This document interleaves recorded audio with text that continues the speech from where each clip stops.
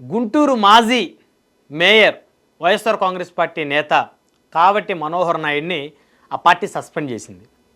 ఈయన మేయర్ పదవికి ఎందుకు రాజీనామా చేశాడో తెలియదు. పోనీ ఎవరైనా చేయమన్నారా? అసలు అవిశ్వాసం పెట్టి ఈయన ఎవరైనా దించారా? లేదు.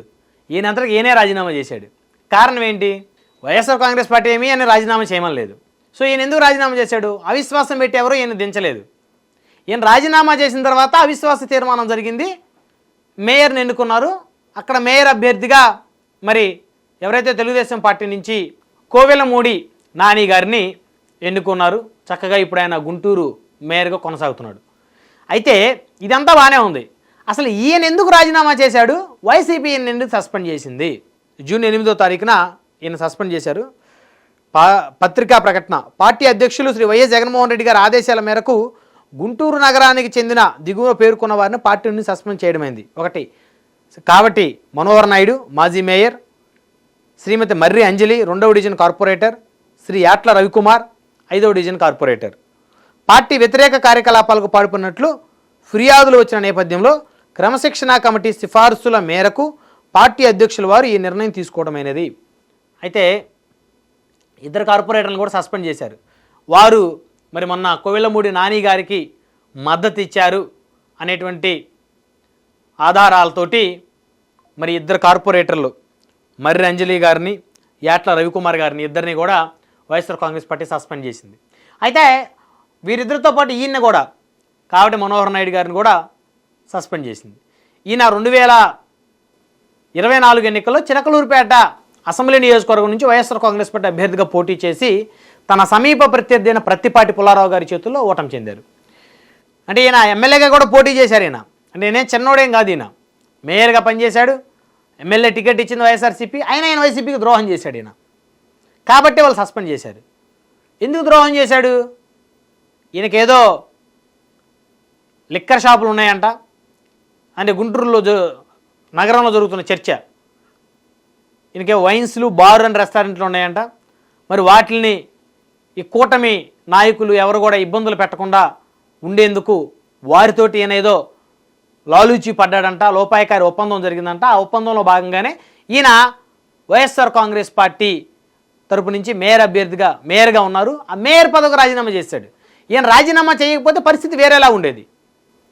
అయితే ఇక్కడ ఇంకో ట్విస్ట్. గుంటూరు నగరంలో డిప్యూటీ మేయర్గా ఉన్నటువంటి డైమండ్ బాబు గారు, మరి ఆయన ఎందుకు వైఎస్ఆర్ కాంగ్రెస్ పార్టీ సస్పెండ్ చేయలేదని చర్చ కూడా నడుస్తూ ఉంది. ఎందుకంటే డైమండ్ బాబు గారు మరి డిప్యూటీ మేయర్గా ఉన్నారు గుంటూరులో. మరి డిప్యూటీ మేయర్ పీయడానికి ఎందుకు అవిశ్వాసం పెట్టడం లేదు కూటమి పార్టీలు? ఇప్పుడు వైజాగ్ మేయర్ పీఠం మీద అవిశ్వాసం పెట్టారు, డిప్యూటీ మేయర్ల మీద కూడా అవిశ్వాసం పెట్టారు, ఎన్నుకున్నారు. చాలా దగ్గర కూడా డిప్యూటీ మేయర్ల మీద అవిశ్వాసం పెట్టారు, ఎన్నుకున్నారు. మేయర్ని, వైసీపీ మేయర్లను పడేసి కూటమి తరపు నుంచి మేయర్లు, డిప్యూటీ మేయర్లు ఎన్నికయ్యారు. మరి గుంటూరులో ఎందుకని డిప్యూటీ మేయర్గా డైమండ్ బాబు గారు ఇంకా అలానే ఉన్నారు? ఎందుకని ఆయన మీద అవిశ్వాసం పెట్టలేదు? అంటే ఏం జరుగుతుందో లోపాయకారక ఒప్పందం? గుంటూరు రాజకీయాలు చూస్తే, నగరం రాజకీయాలు మొదటి నుంచి కూడా తెలుగుదేశం, జనసేన ఈ రెండు పార్టీలు ఒకటే. అక్కడ వారి యొక్క ప్రయోజనాలు చూసుకుంటారు నాయకులు. ఆ నగరంలో, గుంటూరు నగరంలో ఉన్నటువంటి నాయకులు వాళ్ళ వ్యక్తిగత ప్రయోజనాలకు వాళ్ళు ఇంపార్టెన్స్ ఇస్తారు. ఆ పార్టీలో ఉన్నవాళ్ళు ఈ పార్టీలో, ఈ పార్టీలో ఉన్న వాళ్ళు ఆ పార్టీలకి హెల్ప్ చేసుకుంటారు. వారి వ్యాపారాలు ఎక్కడ కూడా డిస్టర్బ్ అవ్వకుండా చూసుకుంటారు. కాబట్టి ఇప్పటి వరకు చూస్తే ప్రతి నగరంలో అధికార ప్రతిపక్ష నాయకులు ఒకరి మీద ఒకరు సవాళ్ళు విసురుకుంటారు. కానీ గుంటూరు నగరంలో ఎప్పుడు కూడా ఒక అధికార పార్టీ నాయకుడు ప్రతిపక్ష నాయకుడి మీద సవాలు విసిరి తొడగొట్టిన సందర్భం అసలు కనపడదు మీకు. ఇప్పుడు కాదు, 20 సంవత్సరాల నుంచి. ఈరోజు కొత్త ఏం కాదు. అప్పుడెప్పుడో కన్నా లక్ష్మీనారాయణ గారు, అదేవిధంగా ఆయనకి ప్రత్యర్థులుగా ఉన్నటువంటి రాయపాటి సాంబశివరావు గారు, అంటే వారిద్దరూ ఒకే పార్టీలో ఉండి కూడా ఒకరి మీద ఒకరు సవాల్ చేసుకునేవాళ్ళు. ఆ రాజకీయం వేరు, అప్పుడున్న రాజకీయం వేరు, ఆ పరిస్థితులు వేరు. కానీ మరి ఇప్పుడు పరిస్థితి మారిపోయింది. ఇప్పుడు గుంటూరులో అన్ని పార్టీలు ఒకటే. వారి వ్యక్తిగత లాభాలు చూసుకుంటారు అన్ని పార్టీలకు సంబంధించిన నాయకులు. అంతేగాని పార్టీల కోసం వారి వ్యాపారాలని ఇబ్బందులు పెట్టుకొని వాళ్ళు రోడ్డు మీద పడే కాన్సెప్ట్ ఏమి ఉండదు. కాకపోతే కార్యకర్తలు పిచ్చోళ్ళు. అక్కడ జెండాలు పట్టుకొని జెండాలు మోసుకుంటూ తిరుగుతూ ఉంటారు.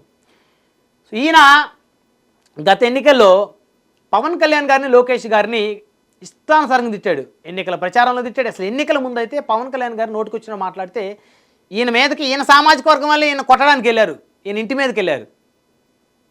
ఈయన ఒక మాట అన్నాడు, అసలు లోకేష్ అనుకుంటున్నాడు చంద్రబాబు నాయుడికి నేను పుట్టానా పవన్ కళ్యాణ్ పుట్టాడా అనే మాట మాట్లాడాడు ఈయన. అందరూ కూడా చాలా కోపోద్రిక్తులే. రాష్ట్రవ్యాప్తంగా పెద్ద చర్చ నడిచింది. ఒక మేయర్ స్థానంలో ఉండి బాధ్యత లేకుండా ఏ విధంగా ఈయన ఈ విధంగా ప్రవర్తిస్తాడు, మాట్లాడతాడని. ఈయన సామాజిక వర్గం వాళ్ళు అందరూ ఈయన ఇంటి మీదకి, ఈయన కొట్టడానికి ఈయన ఇంటి మీదకి వెళ్తే ఈయన తలుపులు వేసుకొని లోపల ఉన్న పరిస్థితి. పాపం వారి కుటుంబ సభ్యులు వచ్చిన వారికి సారీ చెప్పి క్షమాపణలు చెప్తే ఇక వెందురికి వెళ్ళిపోయారు. సో అలాంటి ఇబ్బందులు ఎదుర్కొన్నాడు. మరి ఇప్పుడు ఈయన వ్యాపారాలు చాలా బ్రహ్మాండంగా గుంటూరులో నగరంలో సాగుతూ ఉన్నాయి. ఈయన వ్యాపారాలు, దాన్ని ఎవరు కూడా డిస్టర్బ్ చేయరు. అంటే ఇక్కడ రాజకీయాల్లో ఒకరి వ్యాపారాలు ఒకరెవరు దెబ్బ కొట్టుకోకూడదు. కానీ ఇప్పుడున్నటువంటి రాజకీయ వ్యవస్థ ఏమైంది, అధికార పార్టీల వాళ్ళు ప్రతిపక్షానికి సంబంధించిన వారి వ్యాపారాలు దెబ్బ కొడతారు, కానీ ప్రతిపక్ష పార్టీ వాళ్ళు అధికార పార్టీ వాళ్ళకి సంబంధించి వీరు అధికారులకు వస్తే వాళ్ళ వ్యాపారాలు మళ్ళీ దెబ్బ కొడతారు, ఎందుకంటే వాళ్ళ అధికారం వీళ్ళు ప్రతిపక్షం అవుతారు కాబట్టి. కానీ గుంటూరు నగరంలో మాత్రం అలా ఉండదు పరిస్థితి. చక్కగా నాయకులందరూ కలిసిమెలిసి వ్యాపారాలు చేసుకుంటూ ఉంటారు, నాయకులందరూ కలిసిమెలిసే ఉంటారు. ఎక్కడ అసలు మీడియా ముందు కూడా తిట్టుకున్న సందర్భమే లేదు. గత 5 ఏళ్ళు చూస్తే మీడియా ముందు ఈయన కావటి మనోహర్ గారు పవన్ కళ్యాణ్ గారు, లోకేష్ గారిని తిట్టారు. కానీ అక్కడ ఉన్నటువంటి అప్పుడున్న టీడీపీ నాయకులను, జనసేన నాయకులను తిట్లా.